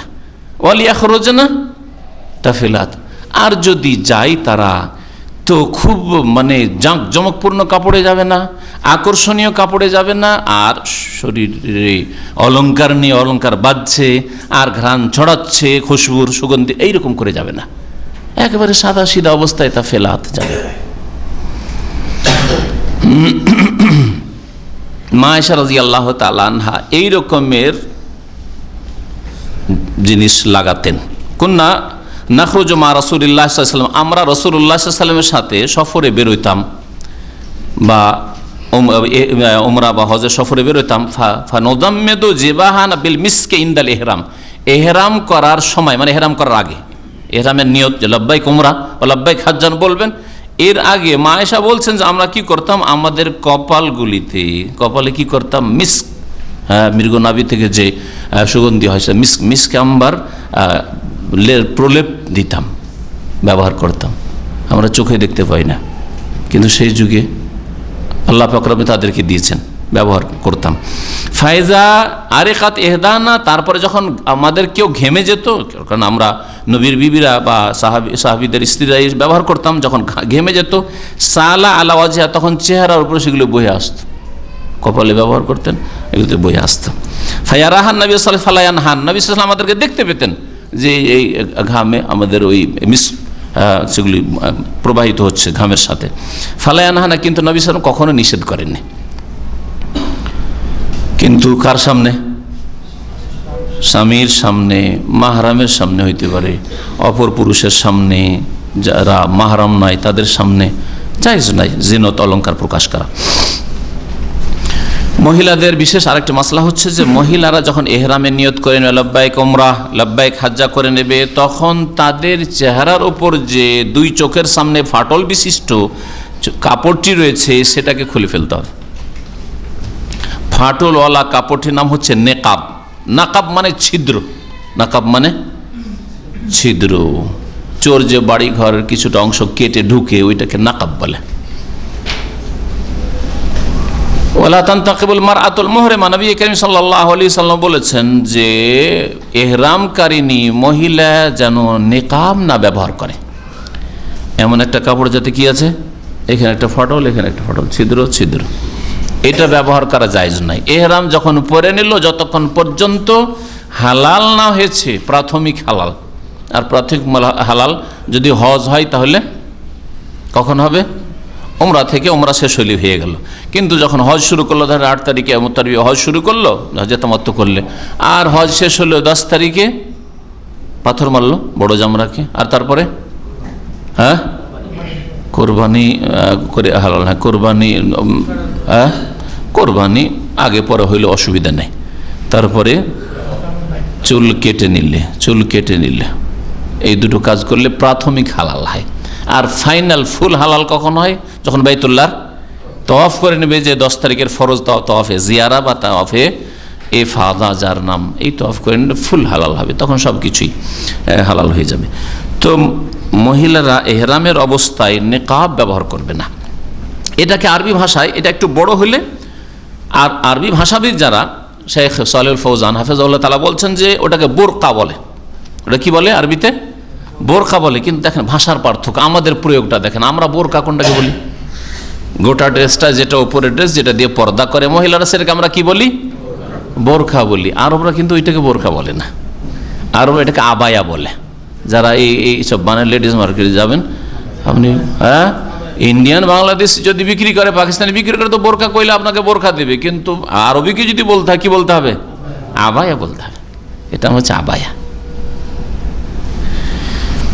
এটা অনেক আলেমরা বুঝেন। আর আমার সাথে সফরে কত আলেমরা যে এইরকম ভুল করে, তার স্ত্রী, কারণ স্ত্রী চেহারা খুলতে পারছে না, আলেম মানুষ, ওই বোরকাতে নেকাব পরিয়ে রেখেছে। এবার ওই যে এই সওয়াল মাসে সফরে গেলাম, এইখানেও পেলাম এক ভাই কই রকম, মদিনা থেকে উঠলো আমাদের সাথে, আর ওই রকমই তার স্ত্রী চেহারাতে নেকাব লাগানো আছে। তা আমার ফ্যামিলি বললো যে এইরকম করে আছে। এগুলো শিখাবার প্রয়োজন হয়ে যায়। তখন ওর স্বামীকে বলি হোক, আর কোনো মাধ্যম দিয়ে হোক, শেখানো জরুরি তখন, কারণ নাজায়েজ কাজ করছে। এহরামের অবস্থায় নেকাব বিধি আছে, মানে নবী করিম সাল্লাল্লাহু আলাইহি ওয়াসাল্লাম যেটা নিষেধ করেছেন, সে নিষিদ্ধ কাজ করছে। আর এহরামের অবস্থায় নিষিদ্ধ কাজ করলে তার জন্য ফিদিয়া আছে, গুনাহগারও হইতে হবে নাফরমানির কারণে। আর নিজের অজ্ঞতা দূর করতে হবে। তাহলে কি এহরামের অবস্থায় মহিলারা চেহারা খুলে বেহায়া বেপরদায় ঘোরাফেরা করবে? আর যেখানে যাবেন লোকে লোকারণ্য, তাই না? তো কি করবে? তাহলে এক শ্রেণীর মহিলারা আছে, যে কোনো দেশের নাম ধরে লাভ নাই, কারণ এক দেশের নাম ধরলে ওদেরই কথা। কিন্তু প্রায় দেশে এই লোককে দেখা যায়, মহিলাদেরকে, যে এহরাম করলে আর চেহারার উপর কিছু রাখতে চায় না। আর বিশেষ করে মিশরি মহিলা তো আমার সাথে তর্ক করেছে এক সফরে, রাখতেই দিবে না, বলছে না না না এটা জায়েজ না, বলছে না অবশ্যই তোমাকে ডাকতে হবে। আর মহিলা সরাসরি আমার সাথে বহস করছে, সে তায়েফের মিকাতে, ওরা আমি তোমাকে ডাকতে হবে, তুমি গুনাহগার এই অবস্থায়, অপর পুরুষ তোমার নজর যাবে তোমার দিকে। বলছে না না এটাই তো জানি যে এহরামুল মারাতি ফি ওয়াজহিহা, চেহারাতে মহিলার এহরাম রয়েছে। বলছে হ্যাঁ এহরাম আছে, বুখারীর হাদিস শুনালাম, জানে না? সহিহ বুখারীতে রয়েছে, মা আয়েশা রাদিয়াল্লাহু তাআলা বলছেন যে আমরা চেহারা খুলে উটের পিঠে বসে থাকতাম নিজের হাওদায়, আর আমরা সফর করতে থাকতাম। তারপরে ফাইজা যা রুকবান, যখন দেখতাম যে কাফেলার লোকেরা সামনে কাছিয়ে চলে আসছে, এখন দেখতে পাবে যে এই চেহারা, মহিলার চেহারা এটা দেখতে পাবে, কাছিয়ে চলে আসতো, তখন সাদালাত এহদানা জিলবাবাহা, আমরা মহিলারা কি করতাম, আমাদের জিলবাব ওড়না, এই ওড়নাকে আমরা, আল্লাহ কোরআনে কারীম সূরা আহজাব বলছে ইউদনিনা আলাইহিন্না মিন জালাবিবিহিন্না, চেহারা ঢাকার জন্য ওড়না ঝুলিয়ে দাও। সেই যুগে এরকমের হয়তো ব্যবস্থা সবার কাছে ছিল না, ওড়না ঝুলিয়ে ঢাকো, আল্লাহ পাক বলেছেন। তো সাদালাত এহদানা জিলবাবাহা, চেহারা ঢাকার জন্য, অপর পুরুষের নজর থেকে বাঁচার জন্য, এই গুনাহ থেকে বাঁচার জন্য। গুনাহর কাজ এটা তাহলে, যে একটা অপর পুরুষের নজর পড়ে একটা মহিলার উপর। সাদালাত এহদানা, আমরা মহিলারা কি করতাম, ঝুলিয়ে নিতাম, লটকে নিতাম নিজের জেলবাবকে, চেহারা ঢাকার জন্য এইভাবে উপর থেকে। এটাকে সামনের দিকে নামিয়ে দিলে, পাতলা যদি কাপড় হয় তাহলে দেখা যাবে না? তাহলে এইরকম কাপড় রাখতে হবে যেটাতে ফাটল নাই, সেটা ঝুলিয়ে দিতে হবে। এই কাপড়টা ব্যবহার করা সম্পর্কে আবার এক শ্রেণীর লোকেরা বাড়াবাড়ি করেছে, অতিরঞ্জন। ইসলামে বাড়াবাড়ি অপছন্দনীয়, বরং নিষিদ্ধ। গুলু লা তাগলু ফি দীনিকুম, আল্লাহ কোরআনে বলছেন তোমরা দ্বীনে ধর্মের ক্ষেত্রে বাড়াবাড়ি করিও না। যেটা ইসলামে নাই সেটা যদি অতিরিক্ত করে, এটা হচ্ছে অতিরঞ্জন, বাড়াবাড়ি, শিরক বিদাতই হোক আর এইরকম ধর্মের ক্ষেত্রে কট্টর পন্থা অবলম্বন করাই হোক। যেমন আমি দেখেছি বিভিন্ন হজের সফরে একটা টুপি, খেজুর পাতার টুপি এইরকম লম্বা বাড়িয়ে রেখেছে, শক্ত করে মহিলা টুপিটা পরে আছে, আর টুপির এত দূর দিয়ে এইভাবে পর্দাটাকে লটকে রেখেছে যাতে করে এই কাপড়টা তার চেহারাকে স্পর্শ না করে। কেন এটা করছে? ধারণা যে এহরামের অবস্থায় মহিলাদের চেহারা যেন কাপড়ে না ছয়, কাপড় স্পর্শ না করে। এটা বাড়াবাড়ি, এমন কোনো দলিল নেই। মায়েশা রাদিয়াল্লাহু তাআলা আনহা এইভাবে ধরে থাকেনি, সবসময় এইভাবে ধরে থেকেছে না, তাই না? তাহলে চেহারা যদি ছুঁয়েও যায়, ছুঁয়ে যাওয়া আপত্তিকর নাই, কিন্তু ফাটলওয়ালা যেটাকে বেঁধে রাখা, যেভাবে হোক না কেন বেঁধে রাখি, আর ফাটল রয়েছে এই নিকাব বা বোরখা, ওর চাইতে বড় কাপড় কিন্তু ওতে ছিদ্র আছে, এগুলো নিষেধ করা হয়েছে। যেমন সহিহ বুখারী হাদিস, লা তানতাকিবুল মারআতুল লা তানতাকিবুল মুহরিমা, এহরামকারিনী যাতে করে নিকাব ব্যবহার না করে। এইরকম মহিলারা হাত মোজা ব্যবহার করবে না। হাত, অনেক মহিলার হাতে সৌন্দর্য আছে, আকর্ষণ আছে, বরং এমনকি হাত যদি সুন্দর নাও হয়, বুড়ি মানুষের হাত হয়, তো বুড়ার জন্য তো আকর্ষণ আছে না, বুঝেন না? আরবিতে একটা প্রবাদ আছে যে লেকুল্লে লাকেতাতিন লেকুল্লে সাকেতাতিন লাকেতা, যে কোনো জিনিস যদি রাস্তাঘাটে পড়ে থাকে তো কেউ না কেউ সেটাকে কুড়াবে। আরে আপনি কুড়ালেন না, চারানা পড়ে আছে, আর একজন চারানি কুড়িয়ে দিবে। হ্যাঁ, একটা সিগারেট পড়ে আছে, আপনি কুড়ালেন, একটা সিগারেট ঘর কুড়িয়ে নেবে, যে একটা ফ্রি সিগারেট খেতে পেলাম। বুঝতে পেরেছেন না? তো এই জন্য কখনো মনে করবেন না যে বুড়ি মানুষ সুতরাং, না না না, যথাসাধ্য ঢাকার চেষ্টা করে। ঢাকার মানে যে মোজা হইতে হবে জরুরি নয় সবসময়, আপনি কাপড় দিয়ে, লম্বা কাপড় দিয়ে একটু ঢাকতে পারেন। আর বিশেষ করে যেসব মহিলাদের হাত পায়ে ফিতনা আছে, তাদের নিজেকেও ফিতনা মুক্ত রাখতে হবে, কারণ সেও ফিতনায় পড়তে পারে, আর অন্যদেরকেও তার ফিতনা থেকে বাঁচাতে হবে। আপনার এই হাত পা বের করার জন্য একটু উঁচা কাপড় নিচে পরে আছে, এদিকে হাত খোলা আছে, এদিকে ঘড়িটা প্রকাশে আছে, একটা যুবক ছেলে ফিতনায় পড়ছে। আর যুবক ছেলে ফিতনায় পড়ার কারণে হইতে পারে, এটাও হইতে পারে যে আপনি দেখছেন যে বারবার যুবক ছেলেটা তাকাচ্ছে, আর ওকেও দেখতে তো আমাকে ভালো লাগছে, তা আমিও কেন আর এই ক্ষেত্রে ওর দাবি দাওয়া পূরণ করব না, আমিও একটু কথাবার্তা বলিনি। ফিতনা হইতে পারে না? অবশ্যই হইতে পারে। আর না হলে এক পক্ষ থেকেও যদি ফিতনা হয় তো সেটাই বড় ফিতনা। তো মহিলারা এহরাম অবস্থায় কুফাজ মানে দাস্তানা, হাত মোজা ব্যবহার করবেন না, হাত মোজা ব্যবহার করবেন, এটা নিষেধ করেছে। ওয়ালা তালবাসুল কুফাজাইন, হ্যাঁ, হাতের মোজা ব্যবহার করবে না। তাহলে হাত কি করবে? লম্বা কাপড় দিয়ে হাত যেন ঢাকাতে হয়, যথাসাধ্য ঢাকার চেষ্টা করতে হবে। হাত চেহারার মতো নয়, চেহারার ঢাকায় যে তাগিদ রয়েছে হাতে সেটা নাও হতে পারে, কিন্তু প্রয়োজনে হাত কাজকাম করার জন্য হাত খুলতে হতে পারে, কিন্তু যথাসাধ্য ফাত্তাকুল্লাহ মাস্তাতা'তুম, যথাসাধ্য আল্লাহকে ভয় করো এবং নিজেকে ফিতনা মুক্ত রাখো, অন্যদেরকেও তোমার ফিতনা থেকে বাঁচাও।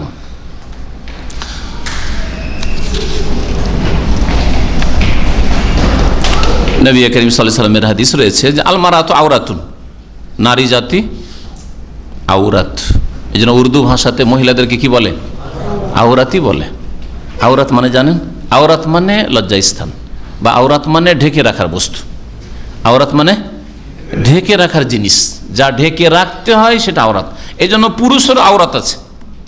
পুরুষের আওরাত মানে পুরুষের দেহে এতটা অংশ, যে অংশটা ঢেকে রাখা আবশ্যক, এই হাঁটু থেকে শুরু করে নাভি পর্যন্ত এতটা অংশ।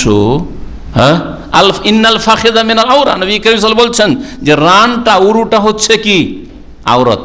ইকুন আওরাত, ওই উর্দুওয়ালা আওরাত নয়, এটা হচ্ছে ঢেকে রাখার বস্তু। রানটাকে ঢেকে রাখতে হবে, আপনার নিতম্ব ঢেকে রাখতে হবে।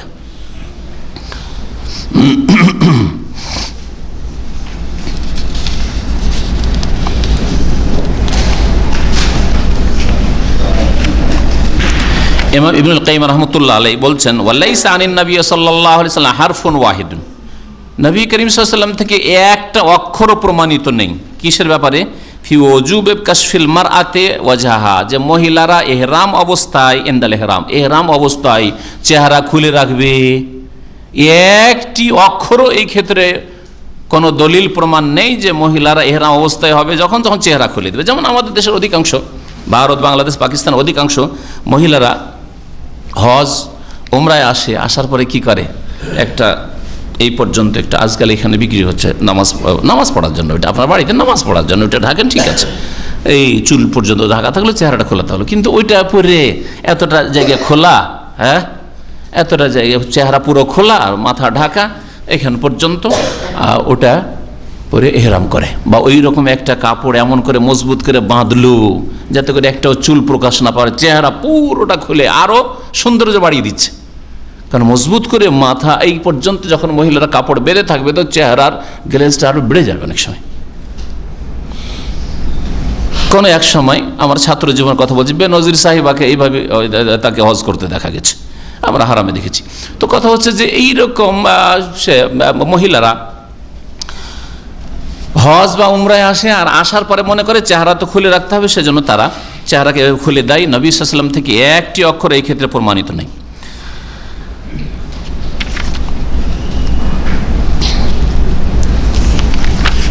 সহিহ বুখারীর হাদিসটা যেটা শুনেছিলাম যে মা আয়েশা রাদিয়াল্লাহু তাআলা আনহা বলছেন, কানা রুকবান ইয়ামুরুনা বিনা ওয়া নাহনু মা রাসূলিল্লাহ সাল্লাল্লাহু আলাইহি ওয়াসাল্লাম মুহরিমাত, আমরা ইহরাম অবস্থায় হইতাম আর কাফেলার লোকেরা সামনের দিক থেকে আসতো, ফায়জা হাজু বেনা, আমাদের কাছাকাছি যখন চলে আসতো, সাদালাত ইহদানা জিলবাবাহ মিন রাসিহা, মাথার ওপর থেকে আমরা ওড়নাকে লটকিয়ে দিতাম, আলা ওয়াজহিহা, চেহারার ওপর, ফায়জা জাওয়াজনা কাশাফনাহু, যখন আমরা দেখতাম যে লোকেরা ক্রস করে চলে গেল পেছন দিকে, আমরা এই দিকে হয়ে গেলাম, এখন তার মুখ দেখতে পাবে না, তাই না, কাশাফনাহু, তখন চেহারা খুলে দিতাম।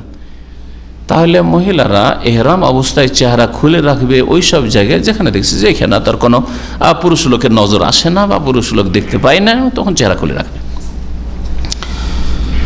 এহরামের অবস্থায় মহিলারা যে কোনো পোশাক পরতে পারে, বিশেষ কোনো পোশাক নাই, না সবুজ না সাদা, বিশেষ কোনো ধরনের পোশাক, আর ওইটাকে মনে করে এহরাম না, কখনো না। মহিলারা যে কোনো পোশাকে, যে কোনো রঙের পোশাকে এহরাম করতে পারে, যাতে আকর্ষণ নেই, পুরুষদের সাথে সাদৃশ্যতার, পুরুষদের পোশাক যেন না হয়, যে বোঝা যাবে না যে পুরুষ না মহিলা পরে আছে, এরকম না হয়। আর পোশাকের যেগুলি শর্ত রয়েছে, ঢিলা ঢালা যেন হয়, একবারে পাতলা চিকন কাপড় যেন না হয়, প্রশস্ত কাপড় হয়। আর এটা সব সময়, শুধু এহরামের অবস্থায় না, সব সময়। ইমাম ইবনুল মুনজির রাহমাতুল্লাহ আলাইহি বলছেন যে আজমা আহলুল ইলম, এই জন্য ওলামায়ে কেরামদের ইজমা ঐক্যমত রয়েছে যে এহরামকারিনী মহিলা কামিজ পরবে, তারপরে তারা সিরওয়াল পরতে পারবে, তারা ওড়না পরবে, তারা পায়ের মোজা পরবে, সব কিছুই পরবে। পুরুষরা মোজা পরবে না, কিন্তু মহিলারা পায়ের মোজা পরবে। যে কোনো ধরনের কাপড় পরতে পারে, ম্যাক্সির আকারে হোক, সালোয়ার কামিজের আকারের হোক, যে কোনো আকারে হোক না কেন, যাতে পর্দা হয়। শাড়ি দিয়েও যদি পর্দা হয় পর্দা করবে, কিন্তু শুধু শাড়ি দিয়ে যেহেতু পর্দা হইতে পারে না, অথচ বেদিন লোকেরা, ইসলামের শত্রু মুনাফিকরা আজকাল মনে করছে যে আগে আমাকে বাঙালি থাকতে হবে, আর সালোয়ার কামিজ পরলে, বোরকা পরলে বাঙালি থাকা যায় না। আমি বলছি তাদেরকে, যদি বাঙালি থাকার জন্য বোরখা খুলতে হয়, তাহলে এই বাঙালি থেকে মুক্ত হওয়াটাই ফরজ।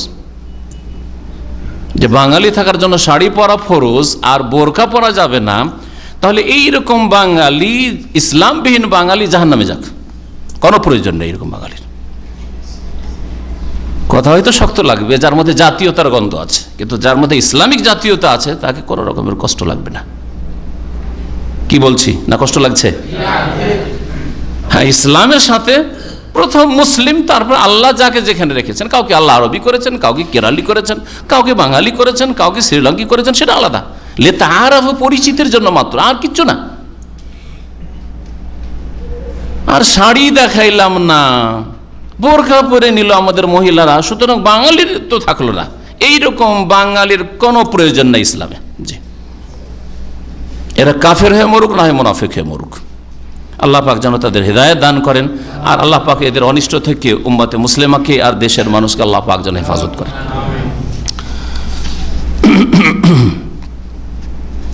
মহিলারা তালবিয়া পাঠ করবে, কিন্তু তালবিয়াতে উচ্চ স্বরে তারা তালবিয়া পাঠ করবে না, বরং নিজেকে শোনাবে। আবার এমন মনে মনে না যে নিজেকেও শোনাই না, এই ক্ষেত্রেও হয় বাড়াবাড়ি, তার স্বামীও তালবিয়া পড়েছে, ও তালবিয়া পড়েছে, স্বামীও গিয়ে সাফা মারতে দিচ্ছে দৌড় ওই জায়গাটাতে, হ্যাঁ, দুই গ্রিন বাতির মাঝখানে ওই স্ত্রী ওর সাথে দৌড়ছে, বেহায়া।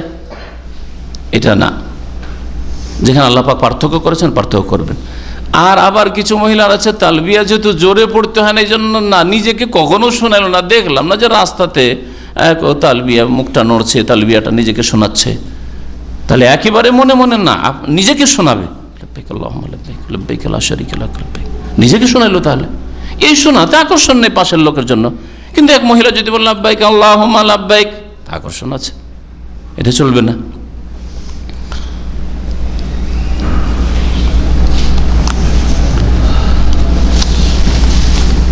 ইমাম ইবনে আব্দুল বার বলছেন যে আজমা আল উলামা, উলামা ইকরামদের ঐক্যমত রয়েছে সমস্ত মাযহাবের উলামাদের, আলা আন্না সুন্নাতা ফিল মারাত, মহিলাদের ক্ষেত্রে সুন্নত হচ্ছে আল্লাহ তারফা সাউতাহা, উচ্চ স্বরে তালবিয়া পাঠ করবে না, ওয়া ইন্নামা আলি আনতুসমিয়া নাফসাহা, বরং নিজেকে শোনাবে, নিজেকে শোনাতে হবে।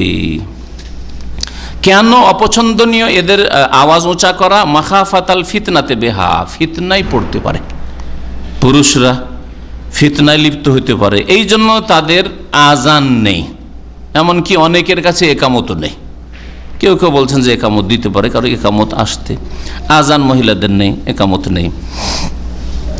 এইরকমই যদি ইমাম ভুল করে তাহলে তার সুবহানাল্লাহ বলা পর্যন্ত নেই, বরং কি আছে, হ্যাঁ, মহিলারা কি করবে? তালি দেবে, হ্যাঁ, তালি দেবে। জি, পুরুষরা কি করবে? সুবহানাল্লাহ না আল্লাহু আকবার। দেশি নামাজ আল্লাহু আকবার, আর সুন্নতি নামাজ সুবহানাল্লাহ। আর তাসবিহুল রিজাল, পুরুষদের জন্য সুবহানাল্লাহ বলা কোথা থেকে যে পেল আল্লাহ পাক জানে। আমাদের দেশের মূর্খ সমাজের লোকেরা যদি ইমাম ভুল করে, মানে আল্লাহু আকবার দেন উঠেন, আল্লাহু আকবার দিয়ে উঠে, আমার মনে হয় ওখান থেকে নিয়েছে যে তোমাকে আল্লাহু আকবার বলতে হয়তো বসলে কেন, আল্লাহু আকবার, আরে সুবহানাল্লাহ বলো। এইরকম মহিলারা তওয়াফের ক্ষেত্রে পুরুষদের ভিড়ে ঢুকবে না, যথাসাধ্য ভিড়কে এড়িয়ে চলবে, আর কাবার কাছাকাছি যাওয়ার চেষ্টা করবে না। মহিলারা কাবার দূর দিয়ে, পুরুষরা যেখানে পুরুষ শেষ হচ্ছে ফাঁকা জায়গা দিয়ে মহিলা চলার চেষ্টা করবে। তুফি মিন ওয়ারাইন নাস, নবী সাল্লাল্লাহু আলাইহি ওয়াসাল্লাম বলেছেন যে লোকেরা, পুরুষরা যেখান দিয়ে চলাফেরা করছে তার থেকে সাইড হয়ে তওয়াফ করো। যদিও কাবার কাছাকাছি হয়ে তওয়াফ করা ভালো, কিন্তু কার জন্য? যখন খালি আছে, কাবা ঘরের আশপাশ খালি আছে, মুহররম সফর মাসে, যখন বিদেশি উমরাও নেই, আর হজও শেষ হয়ে গেছে, রমজানের ভিড়ও নেই, আর হজেরও ভিড় নেই, তখন মহিলা ঠিক আছে, কাছাকাছি গিয়েও তওয়াফ করতে পারবে, অথবা হাজরে আসওয়াদ পর্যন্ত যদি পৌঁছা সম্ভব হয়, অন্য পুরুষের হাত শরীরে পড়লো না, এইরকম অবস্থায়। কিন্তু আজকাল সারা বছর ধাক্কাধাক্কি ছাড়া কখনো হাজর আসওয়াদ চুমা দেওয়া হয়তো সম্ভব নয়, লাইন লাগিয়ে ঘন্টার ঘন্টা একটা সুন্নত আদায়ের জন্য বসে আছে, লাইন লাগিয়ে বসে আছে। আমি কম্পেয়ার করে দুটো সুন্নতের কথা বলছি, বরং একটা ফরজ সুন্নত নাই, লাইন লাগিয়ে ওই হাজরে আসওয়াদের বসা দেওয়ার সুন্নতের জন্য বসে আছে ঘন্টার পর ঘন্টা। আর হারাম কাজ করার জন্য, দাড়ির অজেব মুন্ডানোর জন্য লাইন লাগিয়ে বসে আছে সেলুনে। বুঝতে পেরেছেন? এই কি মুসলমানদের চরিত্র? হারাম কাজ করার জন্য লাইন লাগিয়ে এখানে বসে আছে, দাড়ি সাফ করছে। নবী বলছেন বাড়াও, বলছে আমি বাড়াবো না। আরে মুখে বলেন না, বলেন আপনার কাজ তো বলছে আমি বাড়াবো না, না আমাকে ভালো লাগে না দেখে, আবার ওকে বিশ্রী লাগছে তার জন্য না। আর ওখানে করে একটা সুন্নত, সুন্নতের অতই ভক্ত যখন, অতই সুন্নত ভালোবাসেন, এই হাজরে আসওয়াদে চুমো দেওয়া সুন্নত, তাহলে এই সুন্নতটা কেন ছাড়ছেন? এটা তো আপনার কাছে সুন্নত, কিন্তু শরীয়তে এটা ওয়াজিব, তো নবীর হুকুম। নবী করিম সাল্লাল্লাহু আলাইহি ওয়াসাল্লাম হাজরে আসওয়াদে চুমো দাও এই কথা কখনো বলেননি। দেখাইতে পারবেন একটা হাদিস যে হাজরে আসওয়াদে চুমন দাও? নবী দিয়েছেন, ওমর বলছেন সেই জন্য আমি দিচ্ছি, সেই জন্য এটা সুন্নাত, ওয়াজিব নয়। আর নবী সাল্লাল্লাহু আলাইহি ওয়াসাল্লাম বলছেন দাড়ি বাড়াও, খালিফুল মজুস, খালিফুল মুশরিকিন, হিন্দুদের বিরোধিতা করো, অগ্নিপূজকদের, ইরানিদের বিরোধিতা করো, তার কারণ ফাইন্নাহুম ইয়াহলিকুনা লিহাহুম, তা দাড়ি মুন্ডন করে। দিনের সাথে মহাব্বত, রসুলের সাথে মহাব্বত, রসুলের সুন্নতের সাথে মহাব্বত থাকলে মহাব্বতটা ঠিক থাকতে হবে, সব ক্ষেত্রে মহাব্বত থাকতে হবে। কিন্তু আসল ব্যাপারটা হচ্ছে যে আমাদের দেশের মুসলমানরা হচ্ছে মৌসুমি মুসলমান, রমজানে রমজানি মুসলমান, হজে এসে জীবন একটা হজ তো একটা চুমা তো দিতেই হবে, একটা উমরায় এসছি যখন 80 টাকা 80 রিয়াল খরচ করে, দাম্মাম থেকে তো লাইন 1 ঘন্টা লাগাতে হোক অসুবিধা নেই, কিন্তু একটা চুমা দিয়ে যেতেই হবে। আর দাড়িটা যে রোজ রাখার ব্যাপার আছে, যদি বলা হয়তো যে একবার রাখ, বাকি সাফ করে নিবে, তাহলে হয়তো রেখে দিত, তাই না? মৌসুমি মুসলমান, সব রমজানি মুসলমান, রমজানের নামাজ রোজা করে নিয়েছে, আর নেই। আলোচনা মহিলাদের হজের ক্ষেত্রে প্রায় হয়ে গেছে।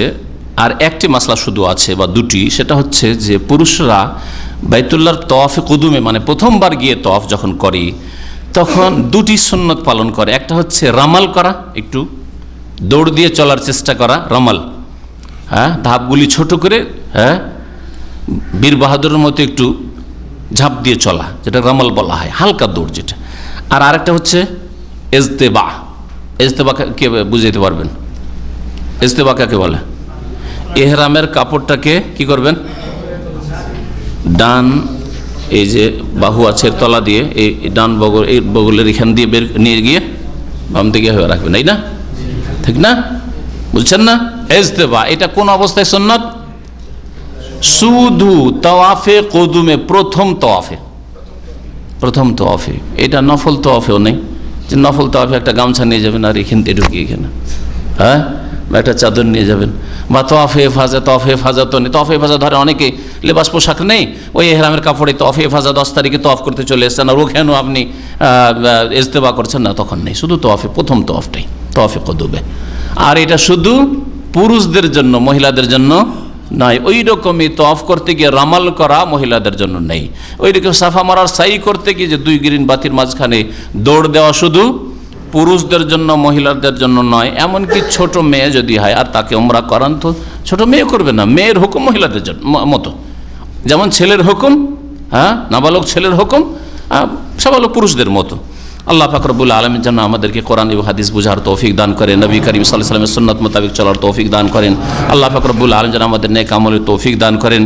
যেসব ভাই বোনেরা আমার আলোচনা আজকে শুনছেন, বিশেষ করে আর হজ করে ফেলেছেন, আল্লাহ পাক তাদের হজ যেন কবুল করেন। আর যারা এই বছরে নিয়ত রেখেছেন, আল্লাহ পাক নিয়ত যেন পুরা করেন।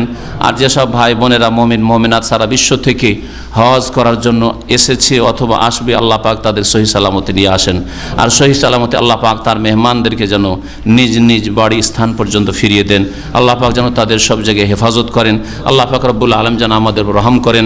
আল্লাহ পাক আমাদেরকে সমস্ত অনিষ্ট বালা মুসিবত থেকে আল্লাহ পাক যেন হেফাজত করেন। আল্লাহ পাক আমাদেরকে যেন আখিরাত জান্নাতুল ফিরদৌস দান করেন। আল্লাহ পাক রব্বুল আলামিনের কাছে দোয়া করি, আল্লাহ পাক রব্বুল আলামিন আমাদের মা বাবার উপর যেন রহম করেন। আল্লাহ পাক তাদের যেন, যারা বেঁচে আছে, আল্লাহ পাক যেন তাদের হেফাজত করেন, তাদের সুস্থতা যেন দান করেন। যেসব ভাইরা অসুস্থ রয়েছেন, আল্লাহ পাক তাদেরকে যেন সুস্থতা দান করেন। যেসব ভাইরা পেরেশানিতে রয়েছেন, আল্লাহ তাদের বালা মুসিবত পেরেশানি যেন দূর করে দেন। যেসব ভাইরা কর্মহীন রয়েছেন, আল্লাহ পাক তাদের জন্য হালাল রিজিকের ব্যবস্থা করে দেন।